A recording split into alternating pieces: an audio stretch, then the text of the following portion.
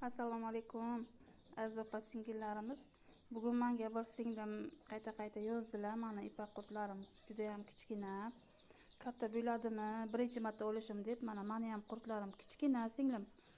Bular faqatgina videoga katta deb ko'rinadi. Mana yaqinlashtirib videoga menimcha olaman shekilli. Shunda katta ko'rinadi, lekin aslida mana hozir men 25 sm uzoqlikda saqlayapman. 20-25 sm uzoqlikda. Mana kichkina, juda ham kichkinacha bular ham. Menimcha 1 sm ham chiqmasa kerak. Kattaligi kichkinacha, juda ham kichkinacha. Zerikmang, mana xonangizni 20-22 gradusga, 20 gradusdan pastga tushmasin. Xona haroratingiz saqlashingiz, keyin uxlashidan bir kun oldin tegirmang, ko'chirmang.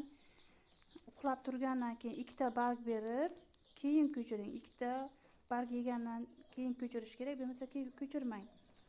Mana meni ham xona haroratim 20 gradusda turibdi. Kunduzlar 24 gradusgacha chiqibdi. Xonangiz harorati qancha issiq bo'lsa, shuncha ipak qurtlaringizni yeyishi, qurtlarni yeyishi yaxshi bo'ladi. Keyin qalin barg bermaslik kerak. Qalin tashlasangiz agar qurtlar taka qolib ketadi. Yuzga olib chiqish qiyinlashadi. Yupqa berish kerak. Men ham hozir berib, men yupqa berganman, o'sha yuzga chiqibdi yeb. Qalin bermaganman-da, yupqa berganman. Hozir berdim, mana barglarni tashlab bo'lib videoga olyapman. Xonangizni issiq qilib, yupqaroq berib, tezroq 2 soatga bir soatga qarab iloji bo'lsa kutib ham o'tirmaslik kerak. Yedimi, yuzga chiqdimi beraverish kerak, ko'chiraverish kerak. Keyin uxlamasdan oldingi kunlarga tegirmaslik kerak, bir kun oldin tegirmaslik kerak. Shu bir kun ko'chirib, keyin yana yaxshiroq bergandan keyin 3-kunga uxlaydi. 3 sutka bo'lganga uxlaydi, ba'zilar 2 sutkaga uxlayapti, hammaniki har xil bo'libdi.